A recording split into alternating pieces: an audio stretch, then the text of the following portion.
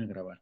Hola, ¿qué tal? Buenas noches a todos. Les agradezco mucho la presencia. El día de hoy, pues para nosotros es un honor que el doctor Adrián García Canales nos dé este tema tan importante en estos días, ¿no? Entonces, pues realmente te agradezco mucho, Adrián, que nos hayas dado la oportunidad de poder escucharte y pues ver esta presentación que hiciste. Muchas, muchas gracias y pues te cedo la palabra. Bueno, muy bien. El día de hoy vamos a hablar un poco sobre falla cardíaca y sobre algunos dispositivos de asistencia circulatoria que tenemos disponibles en México.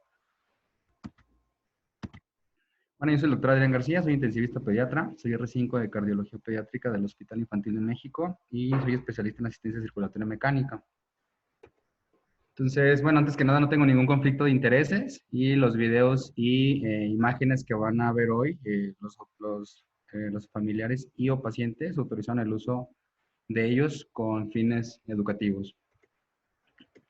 Antes que nada, vamos a hacer un recordatorio muy breve de la función cardíaca. Al igual que en el pulmón, nosotros podemos medir distensibilidad, elastanza, tiempo inspiratorio, tiempo exhalatorio y volumen corriente, y tenemos un bucle de presión-volumen. En el corazón también nosotros podemos, el corazón también es un órgano que es distensible, que tiene elastanza, que tiene un tiempo de relajación, y que al igual que en el pulmón, en vez de volumen corriente, tiene un volumen latido y que igualmente tiene un bucle de presión-volumen que podemos analizar y que más adelante vamos a hablar un poco más a profundidad de ello. Les voy a compartir esta pantalla.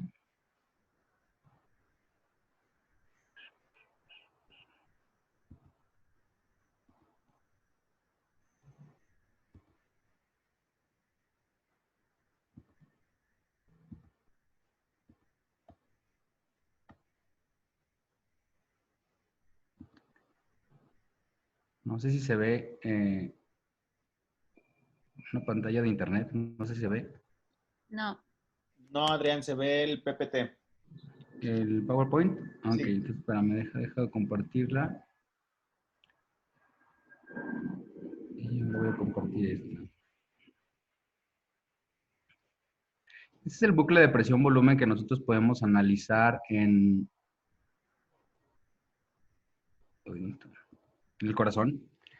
Aquí tenemos un demo de la función cardíaca de un adulto normal de 70 kilos, en el cual de su lado derecho de la pantalla ustedes pueden ver mediciones de presión aórtica, de presión de arteria pulmonar, de atrio izquierdo y derecho, presión en cuña, PVC, frecuencia cardíaca, abajo pueden ver gasto cardíaco y volumen latido. Entonces, el corazón es un órgano que discurre entre dos estados. Un estado en el cual se pone muy rígido en sístole, que está determinado en la curva, en la pendiente que ustedes ven hacia arriba, y que se pone muy blando en diástole, de tal forma que al ponerse blando en diástole permite un llenado adecuado del ventrículo izquierdo, de tal forma que si nosotros disminuimos o aumentamos la elastanza del ventrículo izquierdo, este aumentará sus presiones de llenado. Por ejemplo, si yo hago que el ventrículo izquierdo tenga una elastanza mucho más aumentada o que se ponga más rígido,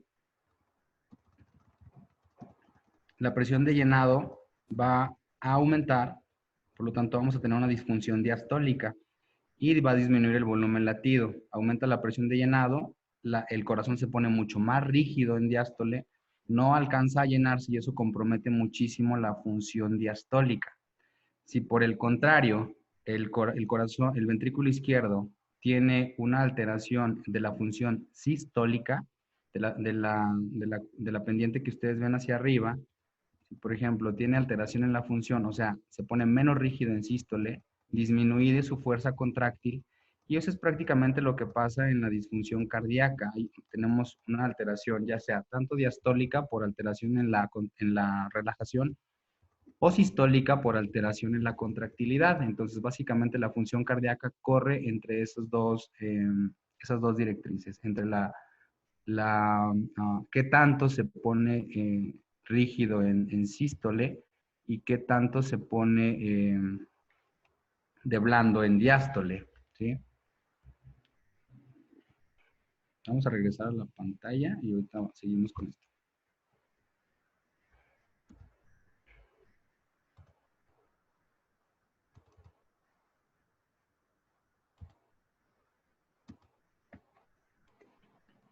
Entonces, en sístole ya dijimos. Sí, no sé si se puede ver mi pantalla ahí. Sí, Adrián.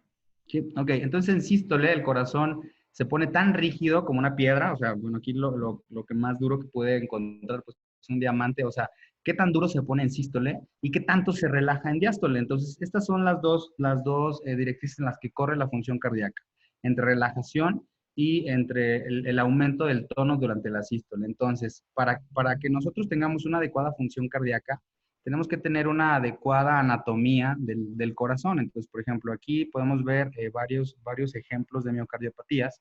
En el recuadro superior del lado izquierdo podemos ver una anatomía cardíaca normal en la cual el grosor ventricular es adecuado, el diámetro diastólico del ventrículo izquierdo es adecuado, por lo tanto la función va a ser normal. Este corazón se va a relajar adecuadamente en diástole y se va a contraer adecuadamente en sístole. En la parte de abajo tenemos un paciente con una miocardiopatía dilatada en el cual el diámetro diastólico del corazón está aumentado. Este paciente tendría una disfunción sistólica ya que el corazón no podría contraerse adecuadamente y es el ejemplo clásico que nosotros vemos en pacientes con miocardiopatía dilatada. Y en la parte inferior del lado derecho, ustedes pueden ver un miocardio que está muy engrosado, en el cual, pues obviamente tendrá alteraciones en la relajación. Este paciente va a tener disfunción diastólica. Entonces, ¿cómo nosotros diferenciamos entre disfunción sistólica y disfunción diastólica? Entonces, para tener una adecuada función de bomba, el paciente tiene que tener una adecuada reserva cronotrópica, una reserva diastólica y una reserva sistólica. Entonces, esto depende de la reserva diastólica, depende de qué tanto se relaja.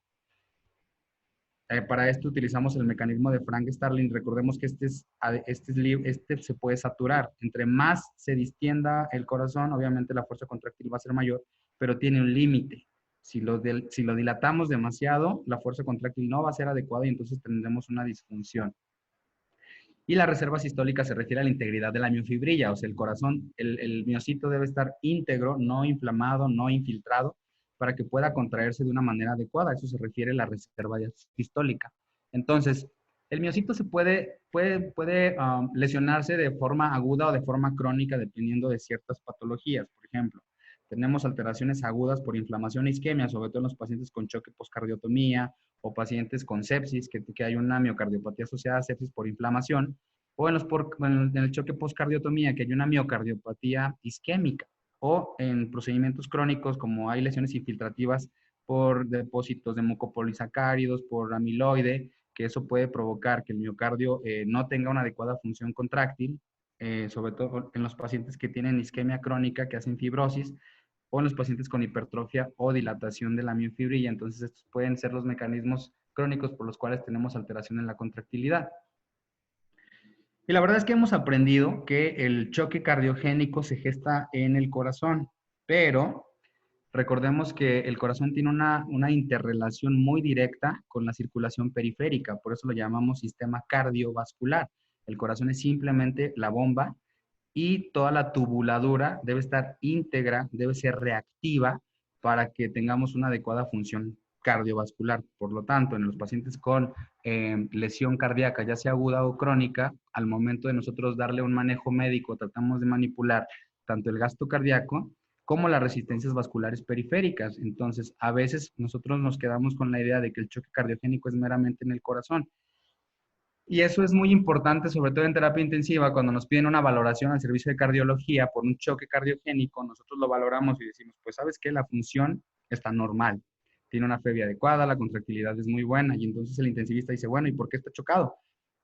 Entonces, ahí viene la otra parte, o sea, la manipulación de las resistencias vasculares periféricas, y es donde entra el toque fino del intensivista para el manejo del choque cardiogénico. Y bueno, el sistema cardiovascular trata de mover esta pasta viscosa que es la sangre, la cual es pues básicamente la que transporta el oxígeno para la función adecuada o la homeostasis adecuada en el cuerpo. Entonces, la hemoglobina y la saturación arterial de oxígeno son muy importantes para mantener ese equilibrio en el aparato cardiovascular. Y entonces, los gradientes de presión en la microcirculación juegan un rol muy importante. Nosotros aquí, por ejemplo, en esta curva podemos ver las presiones en ventrículo izquierdo y aorta, en los cuales tenemos presiones sistólicas y diastólicas. Tenemos una presión sistólica en ventrículo, en aorta y en arterias, que es similar. Entonces, tenemos una presión sistólica de 120, perdón. Pero ¿qué pasa en las arteriolas? El gradiente de presión disminuye de tal forma que en los capilares, que es donde se lleva a cabo el intercambio gaseoso, el intercambio o la homeostasis entre oxígeno y CO2, el gradiente de presión en la microcirculación es tan solo de 20 milímetros de mercurio. Entonces, si nosotros aumentamos la presión en la vena cava superior, la sangre en la microcirculación va a estancarse. Entonces, el manejo óptimo en la falla cardíaca es mantener un gradiente adecuado en la microcirculación, tratando de tener unas presiones adecuadas aguas arriba en el sistema arterial y unas presiones bajas o incluso negativas aguas abajo en el sistema venoso. Y entonces tenemos este esquema. La sangre corre muy rápido en el sistema arterial, en la aorta, en las arterias y en las arteriolas, pero se detiene, o sea, es muy lenta en el territorio capilar y luego sigue, aumenta su velocidad en las venas y en las vénulas y en las grandes venas, de tal forma que la mayor parte del volumen circulante de un paciente se encuentra en el territorio venular.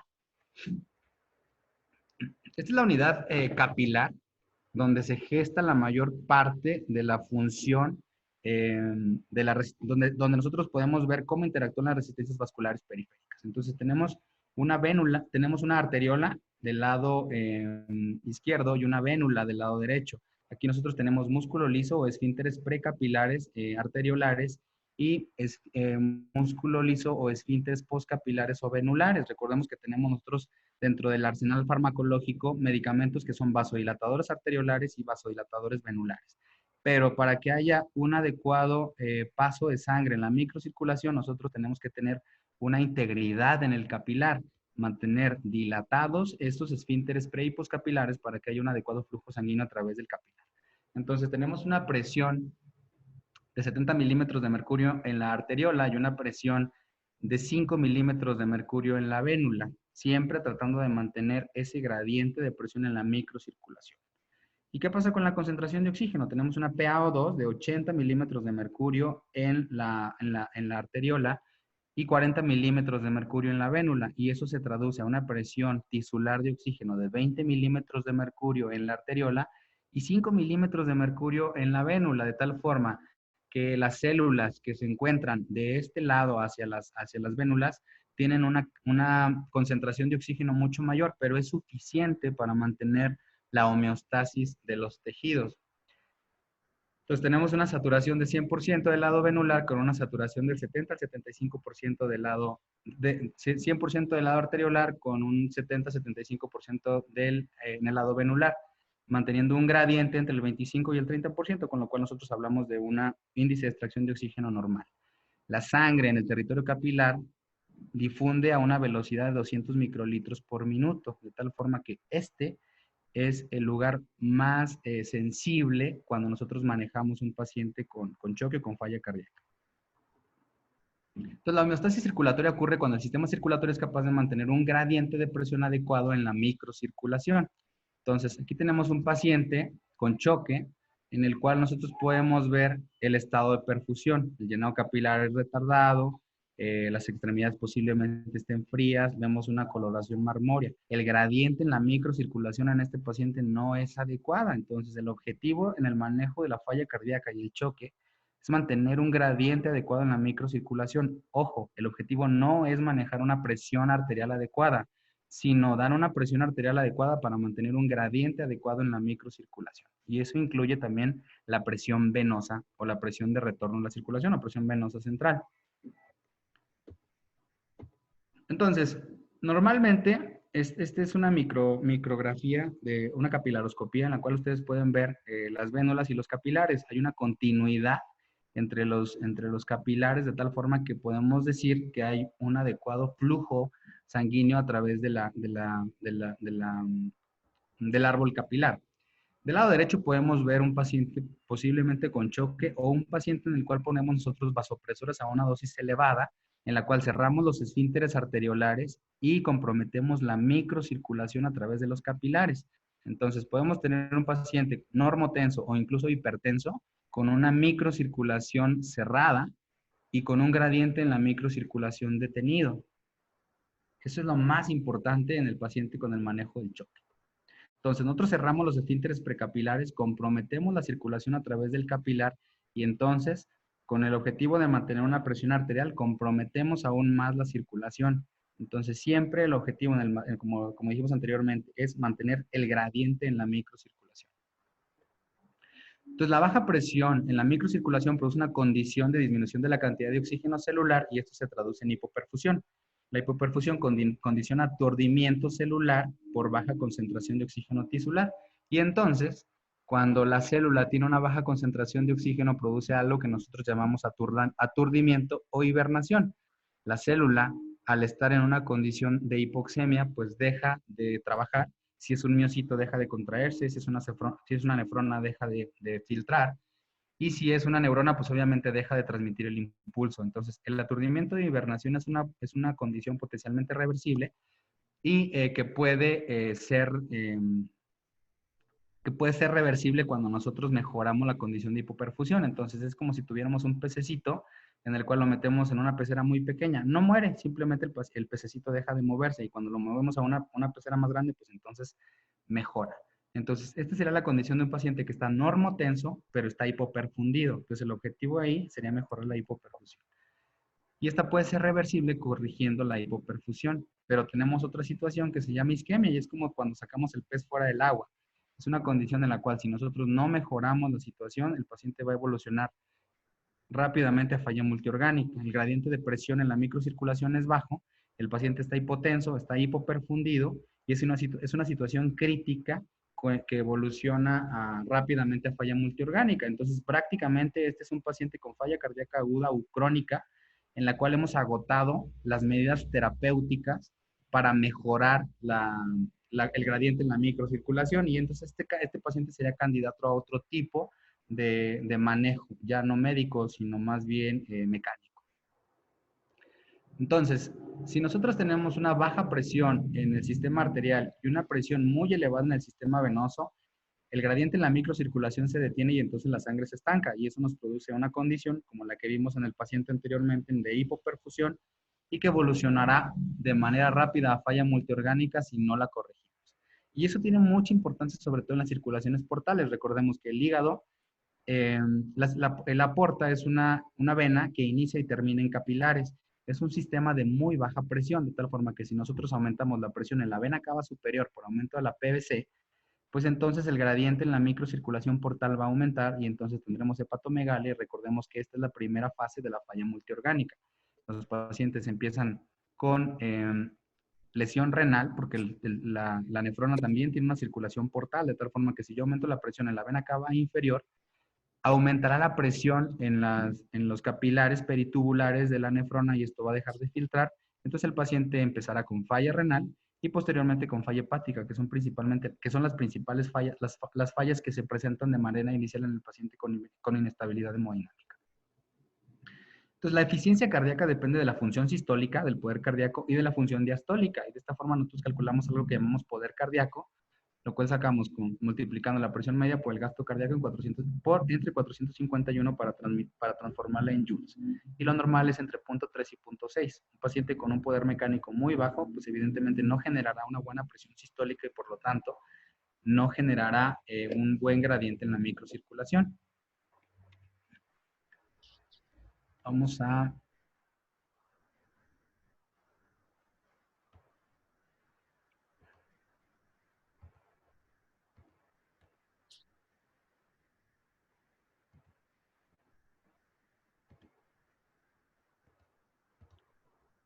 a poner un ejemplo de falla biventricular. No sé si se ve la pantalla. Sí, Adrián. Ok, este sería el ejemplo clásico de un paciente con falla cardíaca en un estadio final. En el lado derecho ustedes pueden ver el paciente con una presión en la aorta de 60 a 49 con una media de 50. la presión en la arteria pulmonar está elevada, tenemos 39-25 con media de 30, o sea, tiene hipertensión pulmonar. La presión en el atrio izquierdo está en 22, que también está elevada. La presión en cuña en 22, en 23. La presión de venosa central está en 20. Está taquicárdico, el gasto cardíaco está en 2.78, la fracción de eyección en 14% y el volumen latido en 25 milímetros. Aquí abajo ustedes pueden ver la presión de llenado ventricular, la presión telediastólica que está elevada, o sea, tenemos una presión arriba de 20 y la presión sistólica que genera, pues ya acá vemos 63. Entonces, es un paciente que está hipotenso con un gasto cardíaco bajo, con presiones de llenado de ventrículo izquierdo elevadas y con presión venosa central también elevada. Y entonces tal vez nuestra primera manejo inicial, tal vez alguien diría, pues bueno, si está hipotenso, pues hay que ponerle un vasopresor para subirle la presión arterial. Y si tiene un gasto cardíaco bajo, pues entonces habrá que ponerle pues algún inotrópico. Entonces alguien diría, pues tal vez le podemos poner adrenalina, ¿sí? Y empezamos con adrenalina, punto 3, punto 4, punto 6. Y ahí tenemos 2 microgramos de adrenalina. Subió un poco, bueno, ligeramente el gasto cardíaco. La presión arterial se mantiene. Y ahí tenemos ya 3 microgramos por kilo minuto de adrenalina, que es algo muy alto. Alguien diría, pues bueno, tal vez agregarles milrinona. Podemos ponerle tal vez 0.5 microgramos por kilo minuto de milrinona. Y ahí tenemos ya una TA media de 63 con una sistólica de 75. El gasto cardíaco subió a 4.18. La frecuencia cardíaca también subió, pero ahí tenemos un score inotrópico de 300, 350. Entonces tenemos un paciente que está parcialmente estable, que sigue con presiones de llenado ventricular elevadas. La presión capilar pulmonar bajó un poquito, la PVC también bajó un poco. La presión pulmonar se mantiene alta, la presión sistólica, la presión sistémica también aumentó, pero es un paciente que tiene un requerimiento vasopresor inotrópico muy elevado que invariablemente desarrollará falla multiorgánica. Entonces, en estos pacientes en los cuales la opción terapéutica está limitada, son pacientes que inicialmente deberíamos llevar a soporte ventricular para disminuir la asistencia, el soporte inotrópico, esperar a que el corazón mejore, si es que esperamos que haya una mejoría, sobre todo en el contexto de un paciente con miocarditis o con choque poscardiotomía, en el cual nosotros esperamos que el paciente mejore una vez que lo metemos a perfusión, o un paciente con falla cardíaca crónica, en el cual este es candidato a asistencia circulatoria mecánica de mediana o de larga duración. Y eso lo vamos a ver más adelante.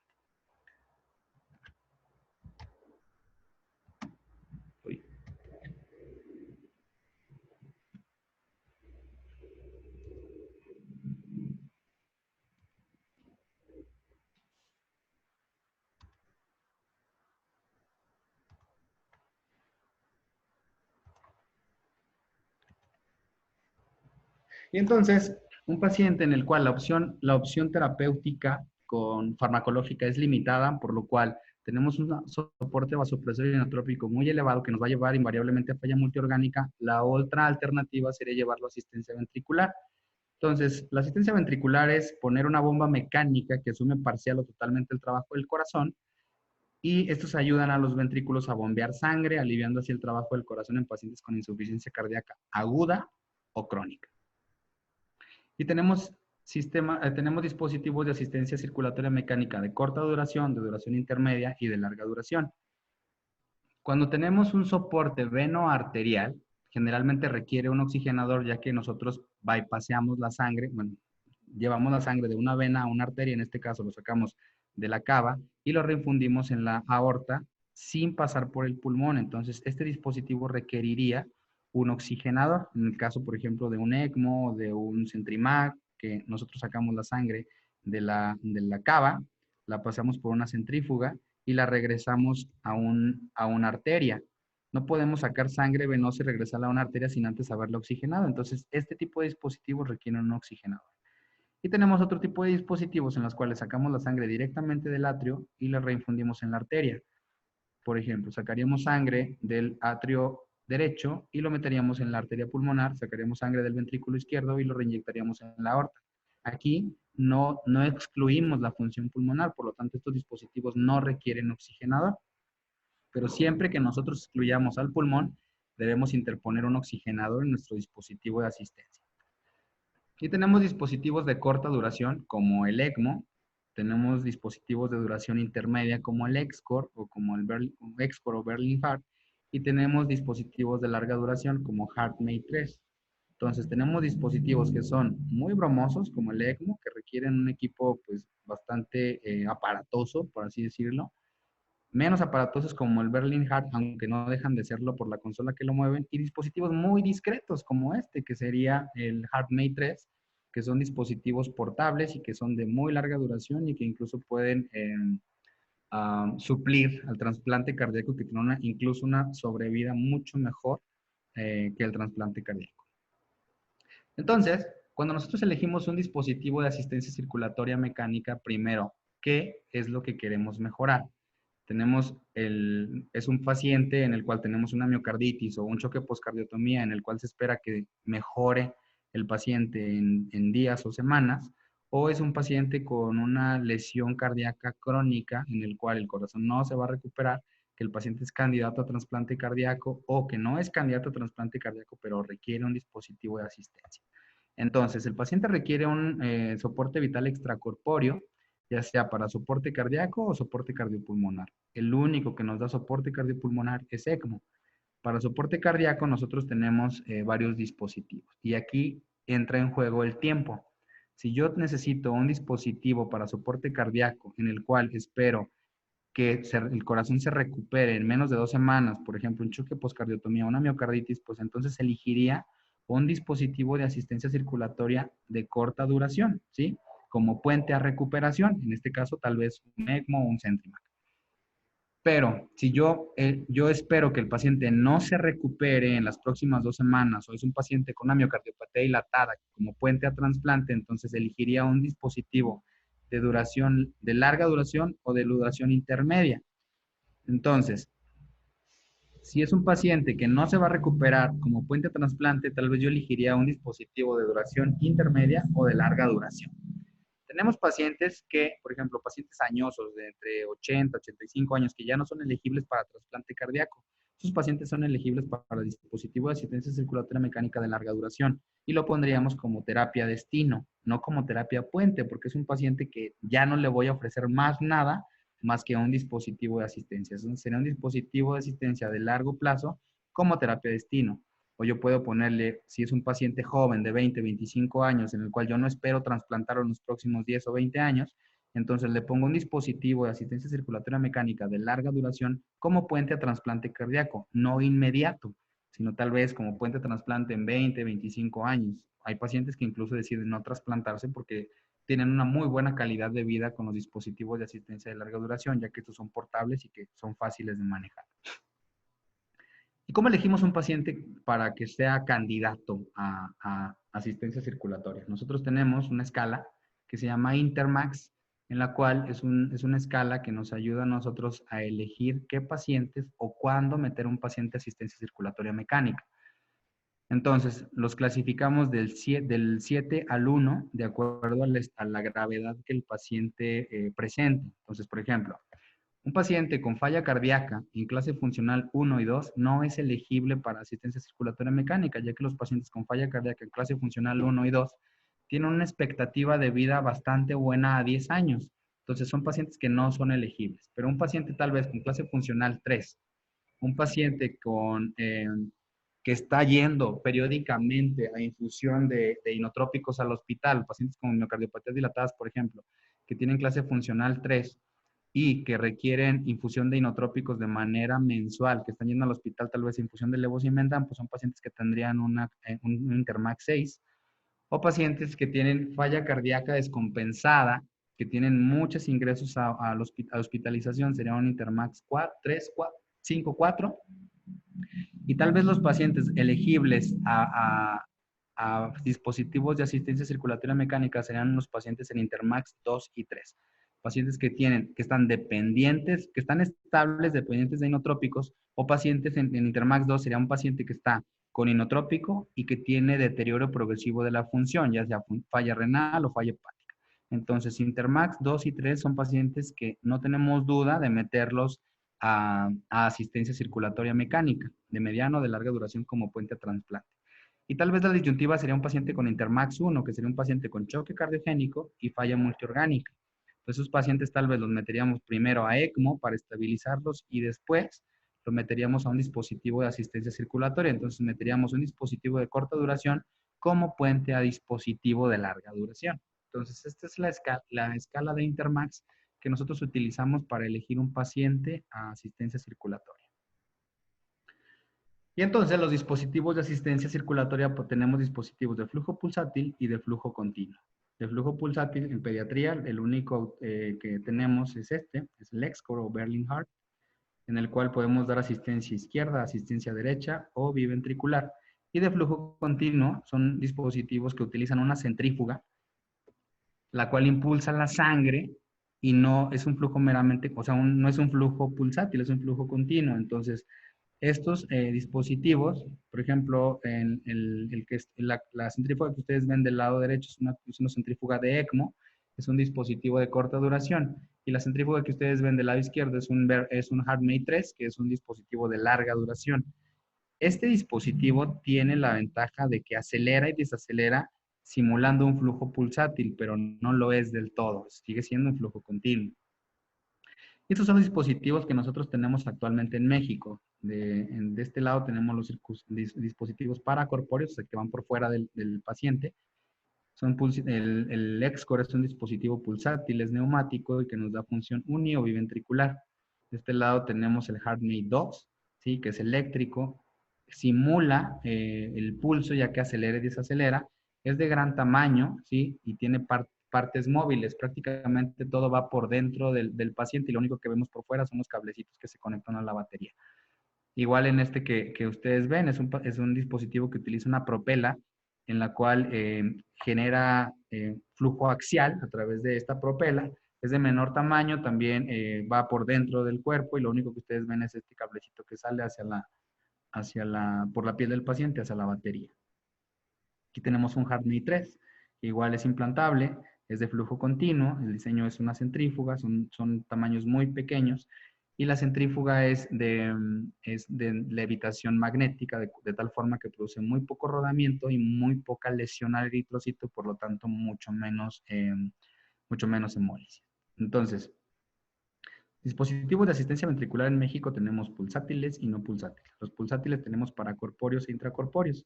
Los paracorpóreos, Berlin Heart, y la versión mexicana que es el Vitacor de Vitalmex. Y los intracorpóreos, el balón de contrapulsación aórtica. De los centrífugos aprobados tenemos Centrimac, CardioHelp, el Biopump de Medtronic y el Revolution de Livanova.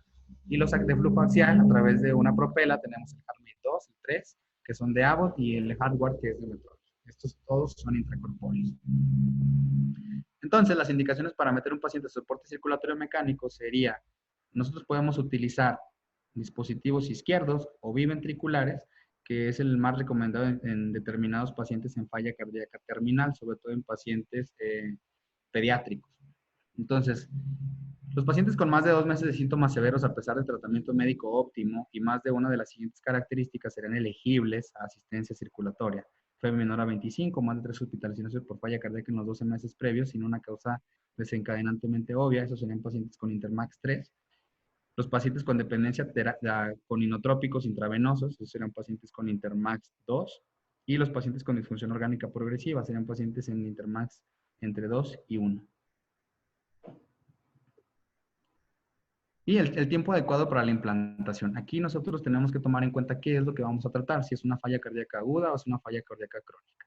Intermax lo utilizamos para clasificar pacientes con falla cardíaca crónica, pero los pacientes con choque cardiogénico, sobre todo choque cardiogénico postcardiotomía, el tiempo en el cual nosotros hacemos el diagnóstico y implantamos un dispositivo no debe superar las 6 horas.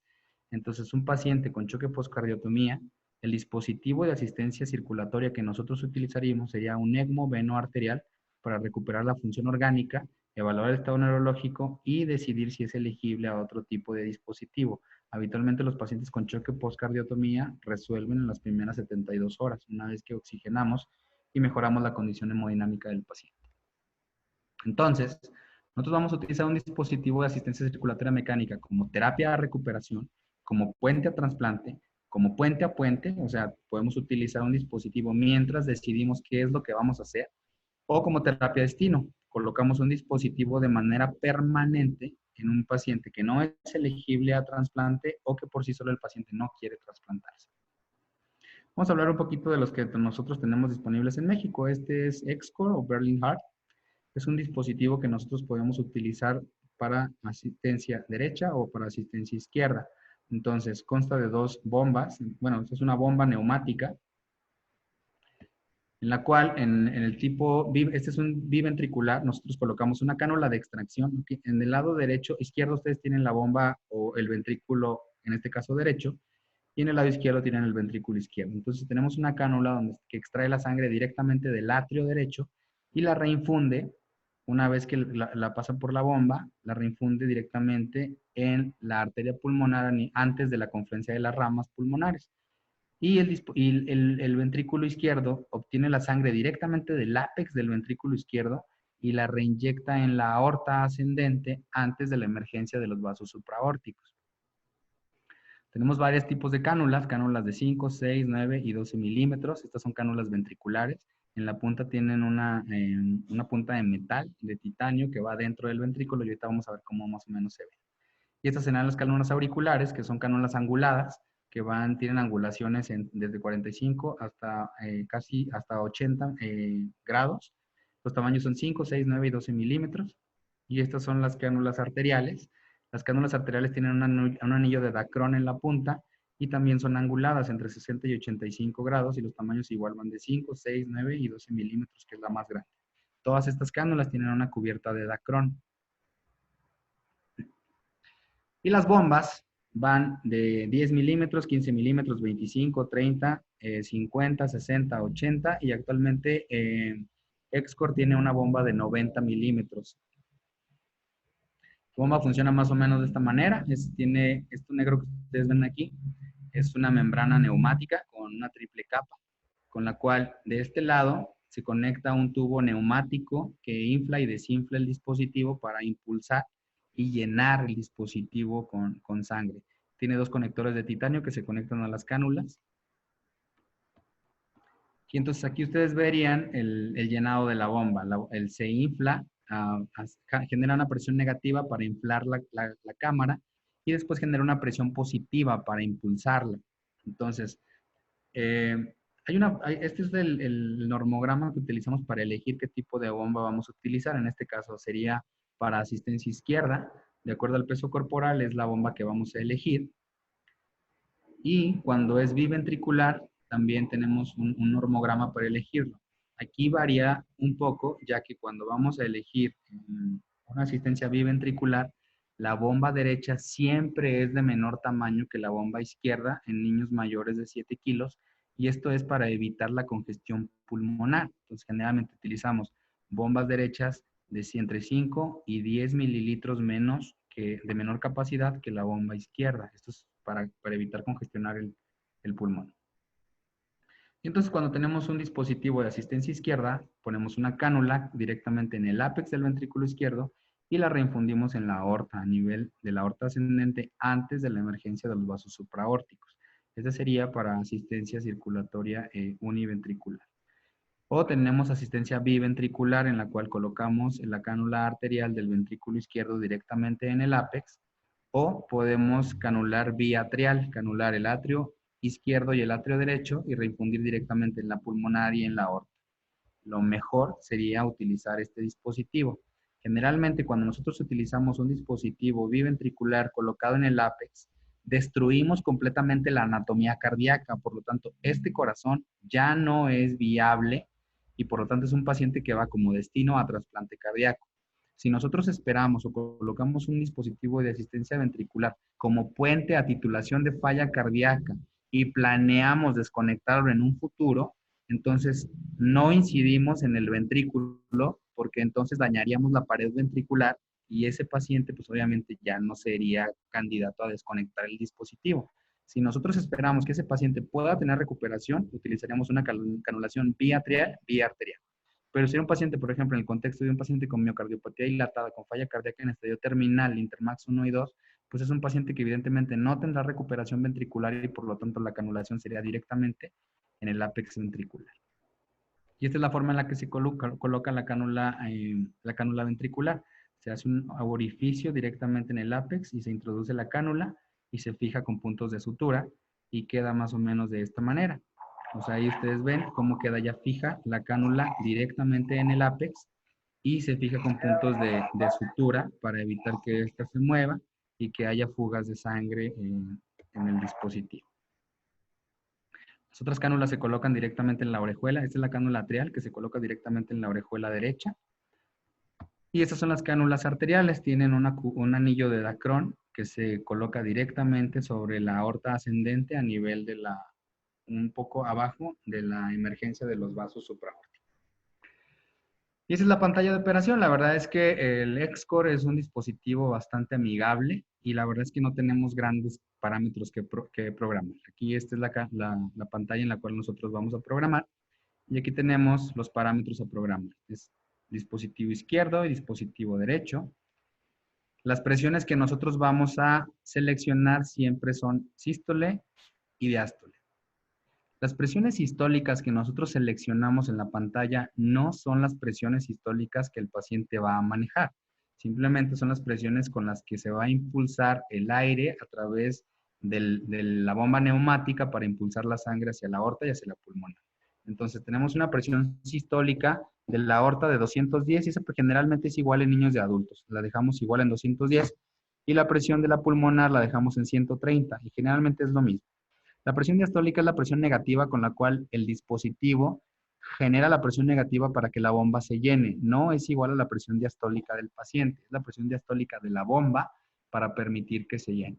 Y esta es la frecuencia cardíaca que nosotros le programamos al paciente y el porcentaje de sístole. Generalmente siempre dejamos un 40% del ciclo cardíaco de sístole y el otro 60% de diástole para permitir un adecuado llenado del dispositivo.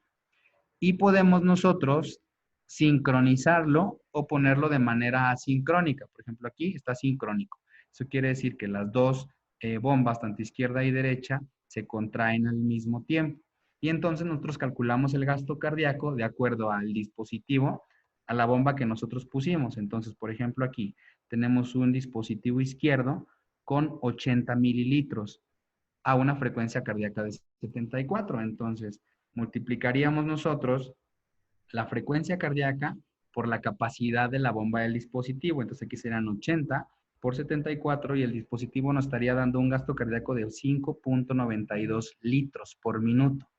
Eso no es igual al índice cardíaco. Nosotros tendríamos que sacar la superficie corporal del paciente y dividirla entre el gasto cardíaco que el paciente nos da para calcular el índice cardíaco. Eso sobre todo en niños. Aquí le estaríamos dando un gasto cardíaco de 5.9 mililitros, de 5.9 litros por minuto.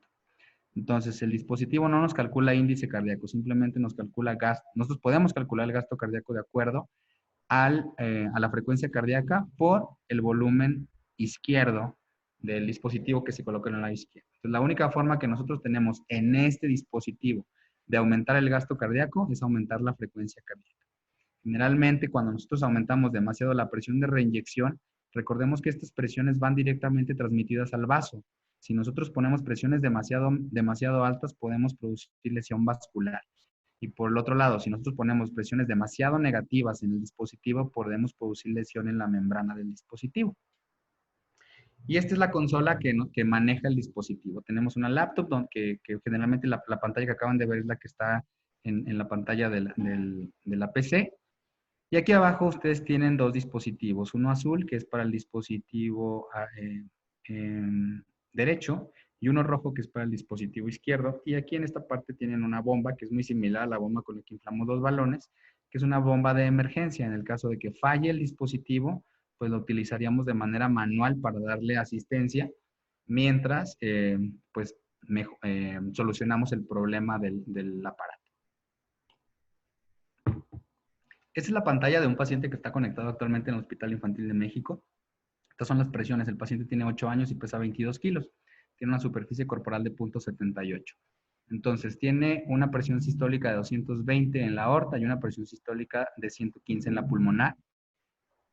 La presión diastólica o la presión de llenado de las cámaras es negativa, menos 40. La frecuencia cardíaca que tiene es de 70 y los porcentajes de sístole y diástole es 80, es 40-60. Y a diferencia de la pantalla anterior, en la cual ustedes ven aquí que está sincronizada el latido izquierdo y derecho, o sea, laten al mismo tiempo, aquí lo tenemos asincrónico. Este es un paciente con miocardiopatía dilatada que tiene un volumen del ventrículo izquierdo bastante grande comparado con el volumen del ventrículo derecho. Por lo tanto, es en este tipo de pacientes en los cuales el ventrículo izquierdo es más grande que el ventrículo derecho, tratamos de ponerlo de manera asincrónica, de tal forma que se contraiga primero el ventrículo derecho, impulse la sangre a la pulmonar, regrese al atrio izquierdo, a su vez al ventrículo izquierdo y por el ápex se extrae. Entonces tenemos un modelo asincrónico, de tal forma que una vez que se contrae el ventrículo izquierdo, que está llegando a la diástole, se contrae el ventrículo derecho que están viendo ustedes en azul. Este es un modo asincrónico. Y entonces, por ejemplo, aquí nosotros tenemos programado una presión sistólica en la aorta de 220 y el paciente tiene una presión sistólica en la circulación sistémica de 112 milímetros de mercurio. Entonces ya dijimos, la presión de reinyección que nosotros estamos poniendo en el dispositivo o la presión sistólica no es igual a la presión sistólica sistémica del paciente, ¿sí? Y esto cobra muchísima importancia. En el caso de que el paciente esté en un estado de choque, la presión sistólica jamás se va a comprometer porque está dada por el dispositivo, ¿sí? Entonces, el diagnóstico de choque en estos pacientes es un reto, porque la presión sistólica jamás se va a comprometer, los pulsos jamás se van a comprometer porque están dados por el dispositivo, pero sí podemos tener vasodilatación, entonces sí podemos tener una presión diferencial muy alta. Aquí la presión sistólica es la que el dispositivo le está dando al paciente, pero la presión diastólica es la presión nativa del paciente. Y ojo, aquí nosotros tenemos una frecuencia cardíaca de 70 que no es igual a la frecuencia nativa del paciente. Nosotros tenemos una frecuencia nativa de 70 con una frecuencia nativa de 150 con una frecuencia nativa de 70. Y esto es básicamente cómo funciona el dispositivo. O sea, el dispositivo se infla a través de esta cámara, de este dispositivo neumático que jala, pase una presión de succión o una presión negativa o una presión diastólica, que es la que nosotros programamos en el dispositivo, para llenar la cámara y hace una presión positiva, una presión sistólica para impulsar la sangre. Entonces, la presión sistólica que nosotros programamos en el aparato no es igual a la presión sistólica sistémica del paciente. Y eso es básicamente cómo se ve por fuera. Suele ser muy aparatoso, pero la verdad es que los pacientes suelen tolerarse y adecuarse bastante bien al dispositivo. Y los dispositivos de corta duración, tenemos por ejemplo aquí, pues el que más utilizamos en México, pues es ECMO. Y ECMO es un dispositivo que incluye un oxigenador. Entonces nosotros sacamos la sangre por una vena y la infundimos por una arteria. Entonces sacamos la sangre por la vena cava, habitualmente ponemos cánulas muy largas que llegan hasta la desembocadura de las suprahepáticas, sacan la sangre, la impulsan por una centrífuga, pasa por un oxigenador y la regresamos a una arteria, ¿sí? Entonces al regresarla por una arteria, excluimos completamente la función pulmonar, por eso es importante interponer un oxigenador en el circuito. Nosotros inyectamos, por ejemplo, en este caso es una canulación, extraemos la sangre por una arteria, por la vena femoral y la reinyectamos por la arteria femoral. Son cánulas de muy grueso calibre que ocluyen completamente la arteria femoral. Por lo tanto, nosotros tenemos que poner un dispositivo de perfusión distal. Esta cánula que ustedes ven aquí en azul es un catéter, habitualmente es de 7 a 9 French, que nos permite perfundir la parte distal de la pierna, porque una vez que nosotros metamos la cánula, vamos a comprometer completamente la circulación femoral y esta cánula va a evitar que el paciente pierda la pierna por isquemia. El ECMO es un dispositivo bastante bromoso. Aquí pueden ver ustedes, esta parte es el oxigenador, ¿sí? Nosotros extraemos la sangre por una vena, ¿sí? Que es aquí en rojo, digo en rojo oscuro, la pasa por una centrífuga que le genera presión. Esa centrífuga la impulsa a través del oxigenador y el oxigenador obviamente ya oxigena la sangre y la regresa por una arteria o una vena en el caso de que sea veno-venoso o veno-arterial. Entonces, siempre este dispositivo requiere la interposición de un oxigenador. Y entonces nosotros podemos medir en línea la saturación arterial, la saturación venosa, el hematocrito y podemos medir la presión negativa con la cual nosotros extraemos la sangre del paciente. Es muy importante siempre medir la presión negativa porque es la presión a la cual nosotros extraemos los eritrocitos. Si esta es mayor a 60, el estrés de succión que nosotros le provocamos al eritrocito es muy alto y entonces lo podemos romper. Igual, las revoluciones que nosotros le damos a la centrífuga, si son mayores a 3000, también le impulsa mayor estrés al eritrocito y lo puede romper. Aunque esta centrífuga es una centrífuga de levitación magnética, sí produce rodamiento y sí produce estrés en el eritrocito y sí produce hemólisis, sobre todo cuando las revoluciones son muy altas. Este es un paciente que se canuló con un choque cardiogénico postcardiotomía. Aquí la opción que se canuló fue veno arterial. En los pacientes adultos, sobre todo con obesos, es muy difícil la canulación percutánea porque la distancia entre la piel y el vaso suele ser entre 7 y 10 centímetros de tejido adiposo. Canular una arteria o una vena de manera percutánea femoral es técnicamente difícil, es muy, muy difícil. Por eso casi siempre los cirujanos prefieren hacer arterio o venodisecciones para ver directamente el vaso. Normalmente una vez que se canula al paciente por disfunción cardíaca, pues una vez que tenemos el ECMO no tiene por qué estar dormido. Entonces generalmente lo metemos a ECMO, lo perfundimos, lo extubamos y si la disfunción era cardíaca, pues ya tenemos un corazón externo. Entonces esperamos a que el paciente mejore y entonces lo decanulamos, lo rehabilitamos para que el paciente pueda salir lo más rápido posible. Un paciente con asistencia circulatoria mecánica, por cada día de ventilación mecánica o por cada día de estar postrado sin actividad en terapia intensiva, la mortalidad aumenta entre un 10 y un 20%. Entonces, siempre que canulemos un paciente en ECMO, la prioridad es despertarlo, ya sea ECMO respiratorio o ECMO cardíaco, despertarlo y permitir que el paciente maneje por sí solo todas sus variables hemodinámicas. Este es otro pacientito, es un paciente con hernia diafragmática e hipertensión pulmonar que se canuló en ECMO veno-arterial. Igual, el hecho de que el paciente esté en ECMO no significa que deba estar completamente sedado, completamente relajado o anestesiado. Generalmente les permitimos que los pacientes despierten y que vayan, que tengan o sea, que tengan un esfuerzo respiratorio adecuado, o sea, lo más fisiológico posible. Este es otro paciente que se canuló con una canulación. Este paciente tiene una canulación yugulocarotidia. Este paciente tiene una canulación central. Es un paciente que se operó de cirugía cardíaca con un choque cardiogénico postcardiotomía en el cual se utilizan las mismas cánulas con las que se canuló para la bomba de circulación extracorpórea y son las mismas que utilizamos para la perfusión en ECMO. Ahora, en ECMO algo muy importante que nosotros tenemos que tener es que el dispositivo es un dispositivo que aumenta la poscarga de la aorta, aumenta la poscarga en la circulación sistémica. Aquí en este paciente con un estadio final de un choque cardiogénico en el cual ya vimos que tiene un soporte vasopresor inotrópico muy elevado. A ver, permítanme, sí creo que no va a compartir la pantalla.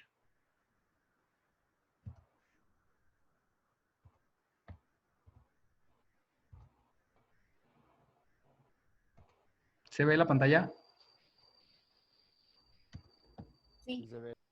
Ok, entonces el paciente que vimos inicialmente, abajo ustedes tienen la curva de presión arterial, de la presión aórtica, ¿sí? Es un paciente que está con un score inotrópico de 350, que está pues con una presión aceptable, pero que tiene una presión de atrio, una presión en cuña y una presión venosa central demasiado elevadas. Entonces es un paciente que invariablemente la presión venosa central está muy elevada, por lo tanto el gradiente en la microcirculación portal es muy alto, un paciente que va a desarrollar invariablemente falla multiorgánica, falla hepática y falla renal, como dijimos de manera inicial.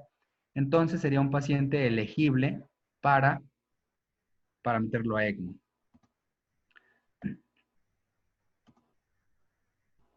Entonces yo empiezo a perfundirlo y empiezo a darle 2.8 revoluciones por 2.800 revoluciones por minuto, que eso equivale más o menos a 2.800 mililitros por minuto. Y una vez que yo lo empiezo le doy soporte, lo saco del atrio derecho y lo reinfundo en la aorta, o sea, le estoy dando un soporte veno arterial, mejoran los parámetros hemodinámicos, ¿sí? La presión pulmonar sube, digo, la presión en cuña sube, ¿sí? Yo le aumento la poscarga del ventrículo derecho, por lo tanto, del ventrículo izquierdo, por lo tanto, me da más disfunción del lado izquierdo que ya tenía inicialmente, ¿sí? La presión venosa central baja porque yo estoy extrayendo la sangre directamente del atrio. La presión media sube, ¿sí? Entonces, tal vez alguien diría, el paciente sigue hipotenso, ¿sí? Tiene una sistólica de 84. Y a lo mejor la primera medida sería subirle el soporte con ECMO. Si yo le subo demasiado el soporte, voy a aumentar demasiado la poscarga del ventrículo izquierdo y entonces la aorta, como ustedes la pueden ver en la gráfica de abajo, va a cerrarse, ¿sí? Si la aorta se cierra, el paciente no va a tener una adecuada apertura aórtica y entonces la sangre se va a estancar en el ventrículo derecho y como pueden ver aquí la presión en cuña sube. Entonces aquí la alternativa sería poner un drenaje en el ventrículo derecho, ¿sí? Con el cual yo saco la sangre directamente del ventrículo, lo llamamos nosotros ventear el ventrículo, y de esa forma trato de descomprimir el ventrículo derecho. Simplemente, si yo cierro la válvula aórtica, no voy a permitir un adecuado vaciado del ventrículo derecho. La sangre se estanca y entonces se trombosa el ventrículo derecho. Y cuando el corazón empiece a mejorar, va a empezar a mandar coágulos, trombos del ventrículo derecho a circulación sistémica y esa es una de las principales causas por las cuales fracasa el dispositivo.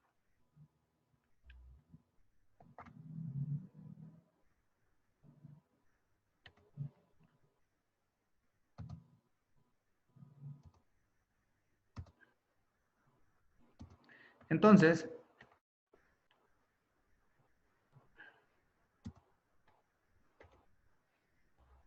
¿se ve mi pantalla así, verdad? Sí. Sí. Ok, entonces ahí es un paciente en el cual nosotros lo tenemos en ECMO. Tiene una presión sistólica de 61 con una presión diastólica de 52 con una media de 54, ¿sí? Satura 97%, tiene una frecuencia cardíaca de 126, la saturación venosa central está en 76, la saturación arterial está en 95, el NIR cerebral izquierdo está en 79 y el derecho en 77, la presión negativa está en 20, ¿sí? Y esa es la condición hemodinámica del paciente.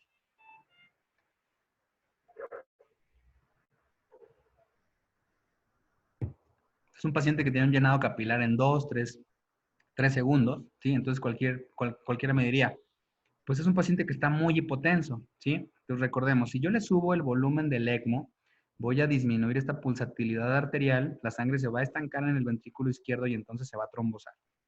Entonces es un paciente que si bien para parámetros por edad está hipotenso, no tiene ningún dato de repercusión hemodinámica. La saturación venosa central es normal, la saturación regional cerebral de oxígeno es normal y la perfusión es normal. Es un paciente que no requiere más soporte del que ahorita tiene y que el soporte que le estamos dando es adecuado. Entonces, en asistencia circulatoria mecánica, tal vez el dispositivo más difícil de manejar es el ECMO, porque requiere conocimiento tanto de patrón hemodinámico, de patrón respiratorio, de micro y macro circulación, de anticoagulación. Entonces, es el dispositivo más difícil de manejar de manera personal. O sea, yo opino que ECMO es de los dispositivos más difíciles. ESCOR es muy fácil, es muy predecible y una vez que tú lo programas no hay nada que mover. Pero en ECMO el manejo es muy dinámico. Entonces es un dispositivo que requiere mucho conocimiento tanto de hemodinamia como de ventilación porque es un pulmón y un corazón afuera del paciente. Entonces es un dispositivo técnicamente difícil de manejar. Entonces las principales complicaciones en asistencia circulatoria mecánica, llámese ECMO, llámese Berlin Heart, llámese HeartMate 1, 2, 3 o hardware, es las hemorragias, es una de las principales complicaciones, ya que los pacientes requieren tratamiento antiagregante o anticoagulante, y entonces es una complicación frecuente. La trombosis, ¿sí? Suele presentarse, entonces nosotros tenemos ese problema entre las hemorragias y la trombosis. Y la segunda causa de muerte más frecuente, pues son las infecciones y sobre todo en los primeros 6 meses posteriores al implante del dispositivo. Y básicamente eso es todo. No sé si tengan alguna duda o alguna pregunta. Muchas gracias, Adrián. Estuvo muy, muy interesante y muy completo, de verdad. Muchísimas gracias. Y pues bueno, no sé si alguien tiene alguna duda.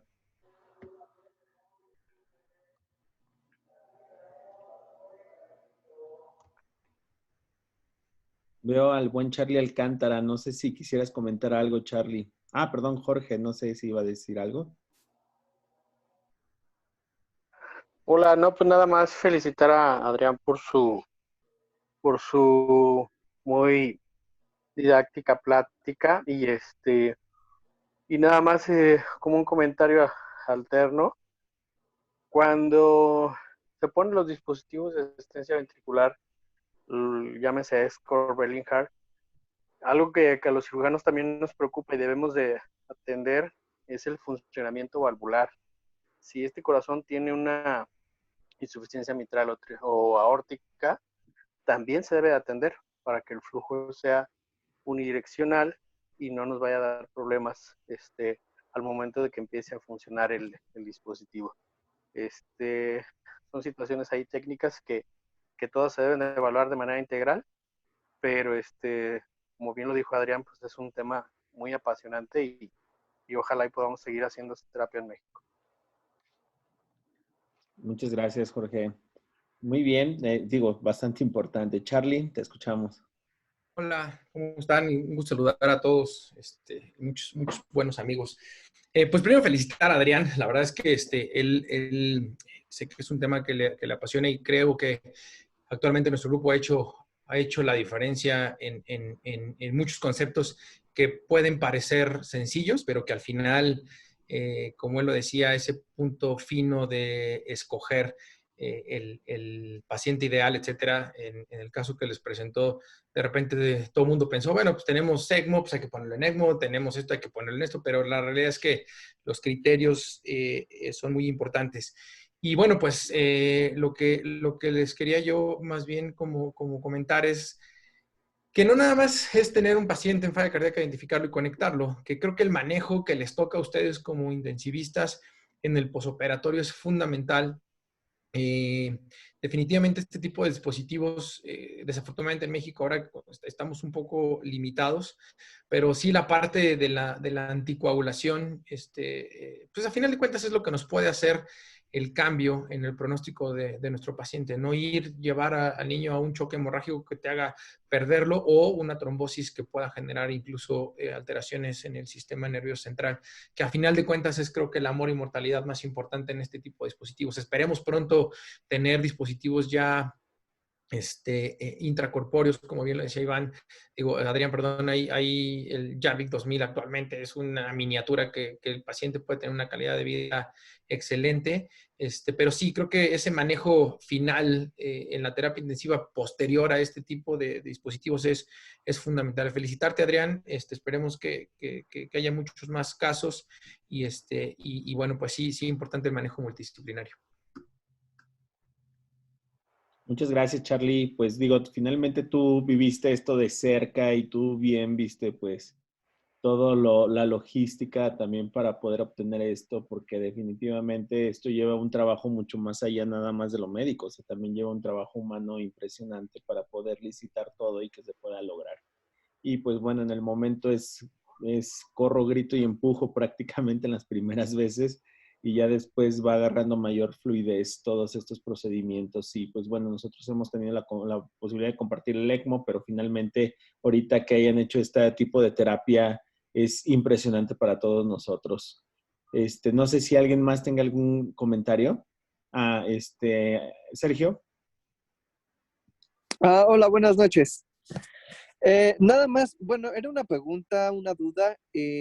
¿Cuáles serían como las principales complicaciones o las razones por las cuales tendríamos que decidir entre un flujo pulsátil y uno no pulsátil? La verdad es que, mira, en cuanto a dispositivos en el área pediátrica, la verdad es que estamos muy limitados. La mayoría de los dispositivos de flujo continuo de larga duración son para niños mayores de 30 kilos. Entonces, los dispositivos que nosotros tenemos disponibles ahorita en México para niños pequeños, o sea, menores de 30 kilos, pues es Excore y es ECMO.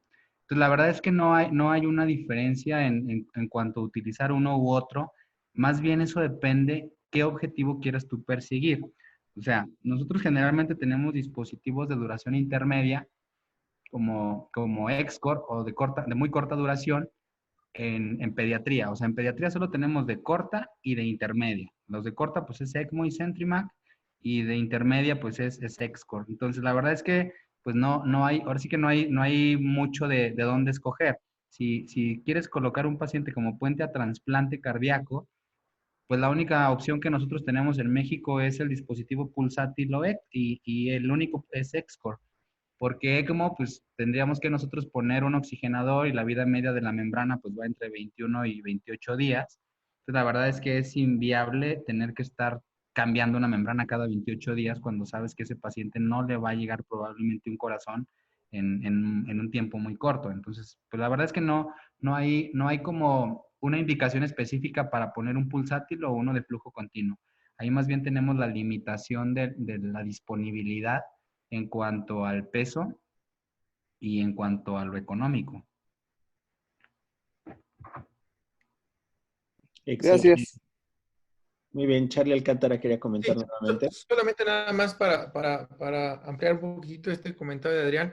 Realmente digo, en el primer mundo estos dispositivos de flujo continuo como el HeartMate que ya les comentaba Adrián, o sea, la diferencia importante creo que es la calidad de vida. O sea, este paciente que le pones un dispositivo intracorpóreo que se puede ir a su casa y tener una calidad de vida importante, o sea, ideal, creo que eso es lo que puede hacer la diferencia. Creo que la mayoría de los estudios que hablan acerca de esto y los que abogan ya por estos dispositivos, a final de cuentas hablan de las complicaciones intrahospitalarias, ¿no? Riesgo de infecciones, la intubación, el problema psicosocial, etcétera.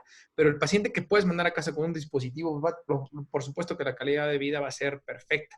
Creo que eso sería como que el futuro creo que hoy en primer mundo aquellos niños, como decía Adrián, mayores de 30 kilos, están optando por estos dispositivos intracorpóreos para mandarlos a casa y tener una mejor calidad de vida. Hoy desafortunadamente, bueno, afortunadamente para nosotros tenemos solamente Escort, que está muy bien indicado y es el único autorizado por la FDA en nuestro país para utilizar en el paciente pediátrico, pero los que se están utilizando en países de primer mundo son pacientes, o sea, la copia del adulto, ¿no? Aquellos pacientes, dispositivos que se utilizan en adulto que se pueden implantar en niños con una superficie corporal mayor de 1.2 y que se puedan ir a casa. Creo que esa sería como la diferencia. Gracias, Charlie. Mi buen Furby, te escuchamos. Oye, Adrián, muy buena charla, hermano. La verdad es que sí es un tema muy, muy apasionante y creo que la parte es la fisiología. Yo sí tengo una pregunta muy dirigida que en el momento que por ahí nos narrabas la parte de la detección del choque en el Escort, sí se vuelve una parte, como bien dijiste, fina. Lo que intento dilucidar es esto, o sea, la parte que tú tienes es la bomba que tiene un volumen latido definido, es lo que entiendo. Al tú aumentar la frecuencia cardíaca, vas a aumentar el gasto cardíaco o el índice cardíaco.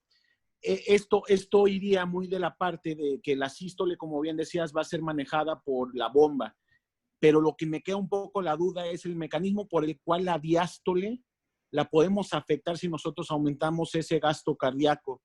Si tú le subes esa parte que nos decías ese día, si yo le subo la frecuencia cardíaca, voy a aumentar mucho el flujo y puedo perpetuar una vasodilatación. Y aquí me quedan dos dudas, que entonces es lo que realmente veo como reto en la parte del Escort y quiero que me digas si estoy bien o no estoy bien, que entonces es el manejo de las resistencias sistémicas, porque no solo estoy pensando en las sistémicas, sino que creo que si yo también me paso de frecuencia cardíaca o de gasto cardíaco derecho, las pulmonares creo que me van a sobrereaccionar y pueden reaccionar más, ¿no? Puedes tener una hipertensión pulmonar por lo que entiendo y también al derecho le vas a dar en la torre aumentando esto. ¿estoy bien en el concepto o cómo manejas la diástole? Creo que la diástole es el punto fino a manejar en el ESCOR, ¿o estoy mal? Sí, exacto. Mira, el punto en el EXCOR hay varias situaciones que tenemos que tomar en cuenta. Primero, el dispositivo genera una presión sistólica que va a transmitirse directamente en la circulación sistémica del paciente. Esa tú la puedes modificar, pero nosotros tenemos que tomar en cuenta que la circulación sistémica tiene algo que se llama vasorregulación, una regulación, una autorregulación, y eso sobre todo es muy importante a nivel cerebral, a nivel pulmonar, y no tanto a nivel sistémico, pero básicamente a nivel cerebral y a nivel pulmonar, la vasculatura es muy reactiva y puede reaccionar a aumentos de presiones, aumento de CO2, aumento de PaO2. Es algo que nosotros ya eso lo sabemos de manera intrínseca. Si yo le aumento demasiado la presión sistólica o la presión de reinyección, el paciente puede responder con vasorregulación y puede producir vasodilatación, sí pudiera, sobre todo a nivel cerebral y a nivel pulmonar, incluso a nivel sistémico. Entonces, la verdad es que generalmente esas presiones tú nunca las modificas, o sea, el paciente puede mantener un tono vasomotor adecuado y aunque tú le infundas una presión de reinyección de 200 o de 300, el paciente va a seguir manteniendo a lo mejor una presión sistólica de 100 o 110, sistémica.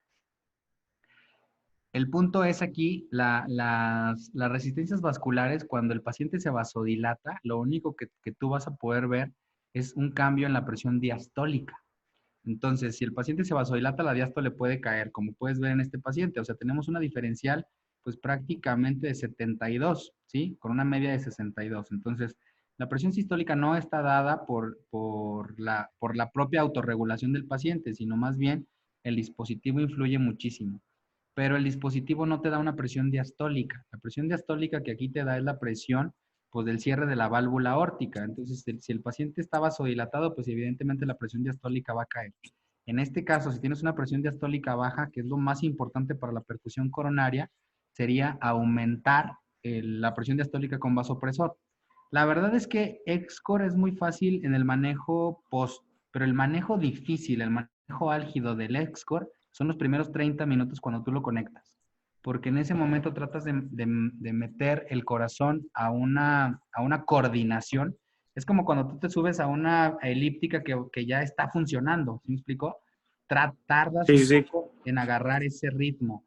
Entonces, esa es la parte más difícil, porque el paciente, las resistencias pulmonares se te van al cielo, o sea, hace hipertensión pulmonar suprasistémica, entonces ahí lo único que tú tienes que modificar óxido nítrico y vasopresores e inotrópicos, pero la verdad es que en cuanto ya lo metes, el paciente se empieza a hipertensar y empieza a mejorar. Pero ese punto álgido son los 30 minutos y la verdad es que después ya como sin nada.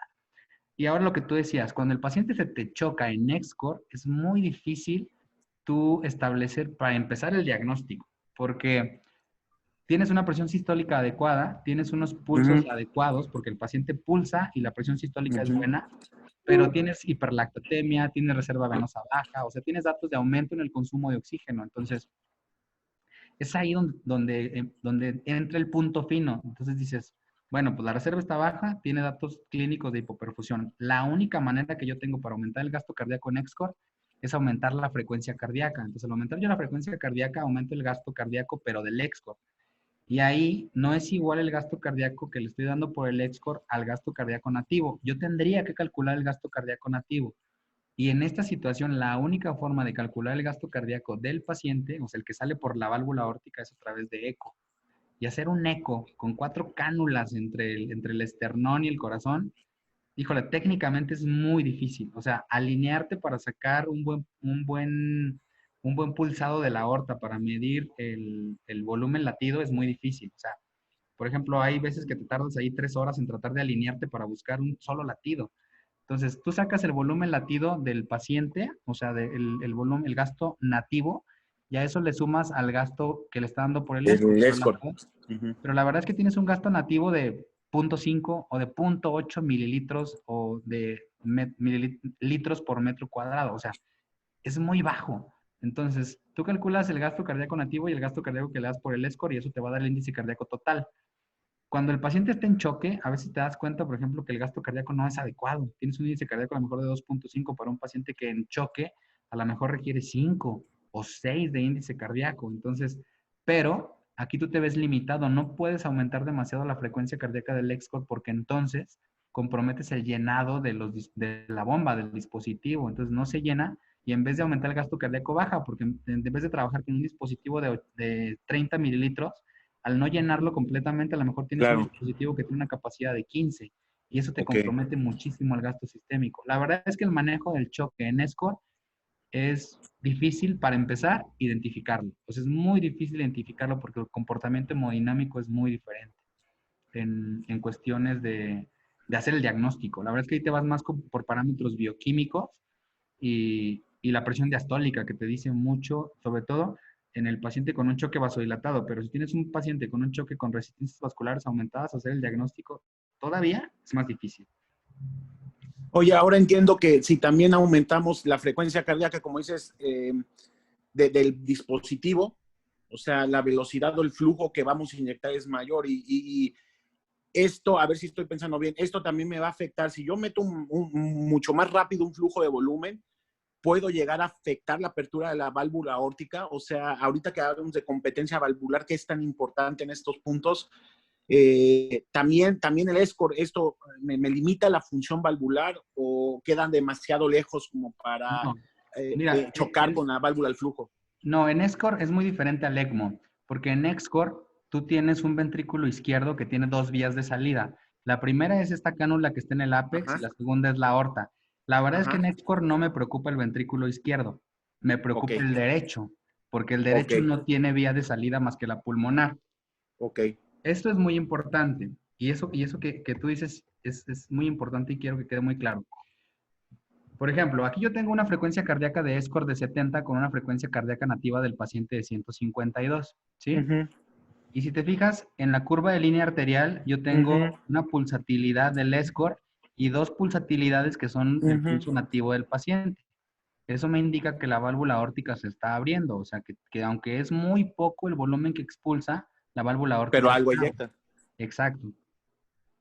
Cuando el paciente duerme, la frecuencia cardíaca baja y yo tengo que estar muy al pendiente cuánto es la frecuencia cardíaca mínima del paciente, porque si dormido la frecuencia cardíaca del paciente es menor a 70, la frecuencia cardíaca nativa, el ventrículo derecho no va a eyectar. ¿Sí me explico? Mira, en esta imagen, por ejemplo, Sí, claro, porque va a ser un ritmo mayor, el izquierdo va a ir mayor y vas a exacto. congestionar retrógrado, ¿no? Exacto. Yo le estoy dando una frecuencia cardíaca mayor con el EXCOR que la frecuencia cardíaca nativa y por lo tanto la presión Ujú. pulmonar, la válvula pulmonar no se abre y en la mañana, o sea, se va a dormir toda la noche, va a hacer Ujú. coágulos en el ventrículo derecho y en la mañana que el paciente despierte, va a Eso empezar a te migrar sus los vas a coágulos, eyectar. los vas a inyectar a la circulación pulmonar y entonces el paciente va a hacer una tromboembolia. Esa es una de las principales complicaciones por las cuales el soporte con EXCOR fracasa. Cuando Ok. no estás al pendiente de la frecuencia cardíaca nativa del paciente, por eso generalmente la frecuencia que tú le dejas es entre 70 y 80, que eso pues generalmente le das un índice cardíaco no total, o sea, no le das un gasto cardíaco total al paciente. Nosotros Ujú. conectamos en ESCOR a un paciente que tiene un índice cardíaco previo a lo mejor de 1 o 1.5, ¿sí? Ujú. Nativo, antes de conectarlo. Cuando tú lo conectas a ESCOR, a lo mejor le das 2.8 o 3. Jamás le das 3.5 a 5.5 como le corresponde de acuerdo a su superficie corporal. O sea, no le das el soporte total, sino le das a lo mejor un 20 a 25% abajo de lo que le corresponde.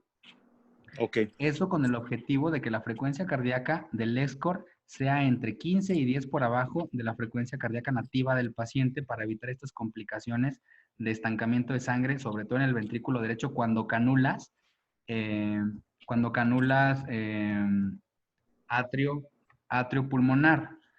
Pero, ahora bien, cuando tú canulas biatrial, o sea que canulas Ajá. el atrio izquierdo y el atrio derecho, eso es mucho más difícil todavía en el manejo, porque si tú le bajas la frecuencia cardíaca, entonces tienes trombosis o aumento de la presión ventricular, tanto izquierda como derecha. Entonces es mucho más difícil manejar un biatrial que un apex arterial y atrio arterial. ¿Sí? Ok. Ok. Oye, y en ese caso que la reserva cronotrópica por alguna causa sea más baja, no sé, digo, no sé, y que esas frecuencias que le permitas ese 10-15% que debería estar arriba, no lo logres, es válido el concepto de, pues bueno, demos un poco de cronotrópico para superar esto o es muy poco común o no sé, vaya.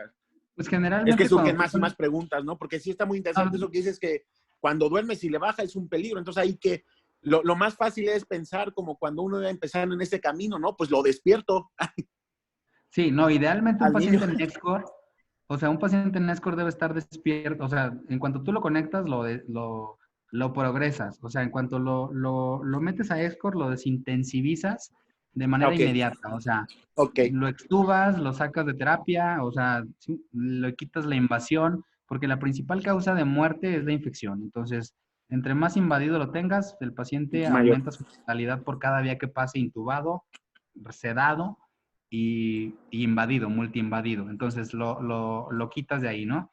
Es un paciente que, aunque como tú nunca le vas a dar el soporte total, es un paciente que siempre va a estar con cierto grado de bajo gasto cardíaco y la respuesta compensadora va a ser la taquicardia. Entonces, habitualmente su frecuencia cardíaca nunca va a bajar tanto porque tú no Ok. le estás dando el 100% de su gasto. Siempre va a Ujú. estar con cierto grado de bajo gasto cardíaco, pero el mínimo indispensable para mantenerlo en homeostasis. O sea, su lactato va a estar normal, su reserva venosa va a estar normal, pero va a tener un gasto cardíaco limítrofe y eso lo va a mantener persistentemente taquicárdico. Taquicardia. Pero a fin de Aún cuentas, tu estrés miocárdico no aumenta porque le estás quitando la carga al ventrículo, ¿no?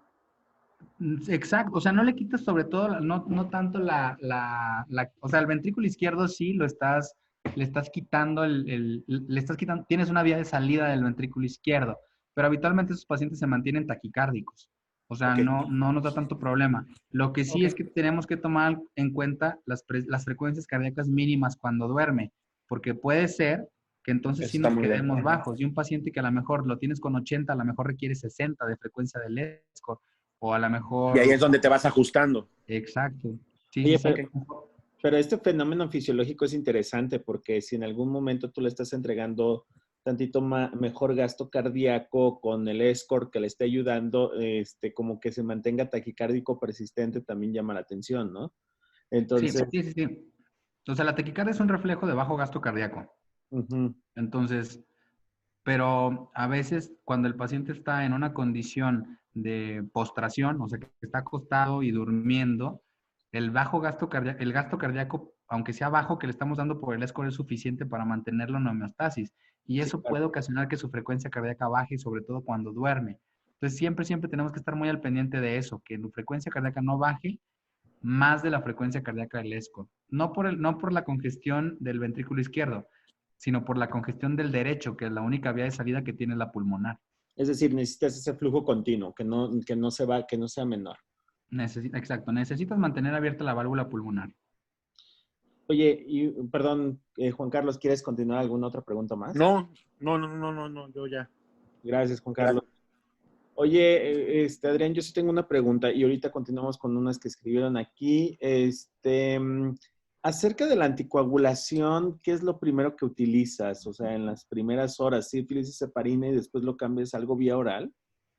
Sí, mira, habitualmente el protocolo inicial es heparina. Bueno, cuando sales de bomba, como lo tienes con anticoagulación total, el objetivo es revertir la anticoagulación. Es como cuando canulas a un paciente en choque cardiogénico, poscardiotomía en ECMO. Le reviertes la anticoagulación y esperas. Generalmente aquí lo reviertes y esperas 24 horas. Haces un panel de coagulación completo. Bueno, eso debería hacerse inicialmente en todos lados, que incluya pues todo el perfil de coagulación completo con tromboelastografía y en base a eso, pues generalmente inicias una infusión de heparina, que habitualmente la dejas entre 4 y 5 días y posteriormente lo cambias a un anticoagulante oral o antiagregante. Eso depende de muchos centros. Hay centros que solo utilizan antiagregantes, hay centros que utilizan anticoagulantes orales. Entonces, pues la verdad es que eso es un cohete porque cada centro trabaja de manera diferente. Es como nuestros centros de ECMO. Hay quien utiliza heparinas a dosis muy bajas, hay quien utiliza heparinas a dosis más altas. Entonces, la verdad es que no hay como tal una normativa muy bien establecida. Cada centro utiliza pues conforme a su experiencia, ¿no? Entonces, el sangrado es un cohete en las primeras horas. Entonces, siempre lo que está descrito es que si el paciente en EXCOR es un paciente como en cirugía cardíaca. En 24 horas tienes que tener unas sondas pleurales que te drenen seroso, y si no drenan seroso es porque está sangrando de algún lado y es una indicación de reintervención, o sea, de exploración. Porque luego no lo exploras, el paciente sigue sangrando, hace coagulopatía, forma coágulos en mediastino, y esos coágulos perpetúan la coagulopatía. Entonces el paciente termina muriéndose de coagulopatía. Entonces, si la sonda pleural no aclara, no, eso no es normal. Debe haber un punto sangrante, entonces tienes que corregirlo. Entonces, ahí es un manejo muy dinámico entre el cirujano y los tratantes de manejo médico, porque debe haber muy buena comunicación y sobre todo debe haber muy buen entendimiento de la situación de coagulación. Entonces, tal vez el punto álgido es la coagulación, porque a lo mejor muchos decimos, no, sabemos mucho de coagulación, pero en realidad es que sabemos nada de coagulación, y esta es la principal complicación. Es como nuestros primeros casos de ECMO, o sea, la verdad es que teníamos problemas de sangrado, ¿sí? Y la verdad es que en este mundo no estamos inventando el hilo negro, o sea, hay situaciones que ya están muy bien descritas, protocolos ya muy bien establecidos de centros que tienen mucha experiencia y que simplemente tenemos que seguir los protocolos que otros centros están haciendo, o sea, no es como que estamos descubriendo nada nuevo. Excelente, Adrián, pues muchas gracias. Bueno, hay dos preguntas más. Adri Lozada, qué gusto saber que andas por aquí. Menciona que si hay algún registro del tiempo de duración más largo en pediatría con soporte ventricular. Tal vez a nivel internacional, porque en México pues sería el segundo, ¿no?